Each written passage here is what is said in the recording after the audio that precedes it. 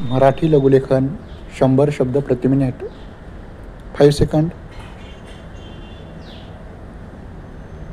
Start.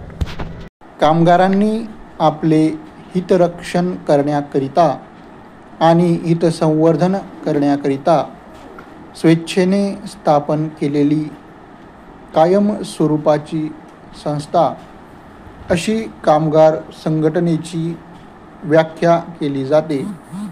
या व्याख्येत कामगार संघटनांच्या कार्यामागील सूत्राचा उल्लेख आहे. कामगारांचे हितरक्षण आणि हितसंवर्धन हे कामगार संघटनांचे कार्य असते. या चौकटीच्या अंतर्गत कामगार संघटना पुढील कार्य पार पाडतात. परिच्छेद. पगार आणि नोकरीच्या इतर शर्तीच्या बाबतीत एकटा कामगार मालकाबरोबर सौदा करू शकत नाही. एका कामगाराने अधिक पगार मागितला तर मालक त्याला कामावरून कमी करून दुसऱ्याला कामावर ठेवू शकतो. म्हणून कामगार संघटना सर्व कामगारांच्या वतीने सामुदायिक सौदा करतात. परिच्छेद. कोणत्याही कामगारावर मालकाकडून अन्याय झाल्यास कामगार संघटना त्याच्या वतीने मालकाबरोबर सामना करावयास उभ्या राहतात. कामगाराच्या हितरक्षणाकरिता संप, मोर्चे अशा प्रकारच्या शास्त्रांचा वापर केला जातो. परिच्छेद.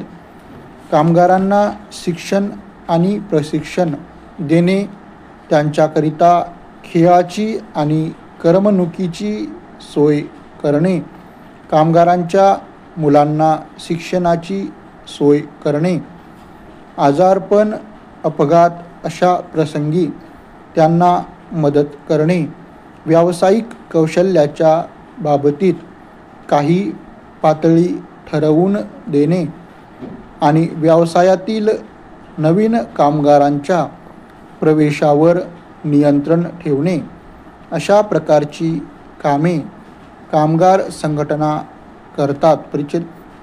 सर्व कामगार संघटना सर्वच कार्य हातात घेतात असे नाही.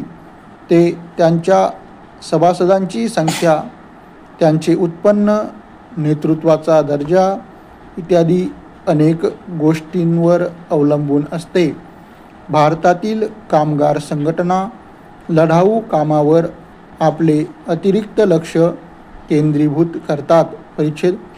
प्रत्येक व्यक्तीस, मग ती कोणत्याही धर्माची, व्यवसायातील किंवा वयोगटातील असो, काही उत्कृष्ट असे सुप्त गुण असतात.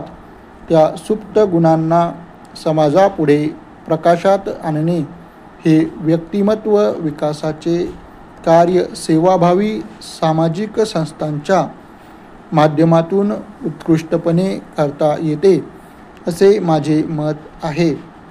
अशा संस्थांच्या सदस्य असलेल्या व्यक्ती आपापल्या क्षेत्रातील नामवंत व्यक्ती असतात. त्यामुळे एकमेकांच्या विचारांची देवाणघेवाण करता येते व त्यामुळे आपल्या ज्ञानात भर पडत असते. अशा संस्थांच्या निरनिराळ्या कार्यक्रमातून तसेच अधिवेशनातून नामवंत अशा वक्त्यांची विविध विषयावर व्याख्याने होतात.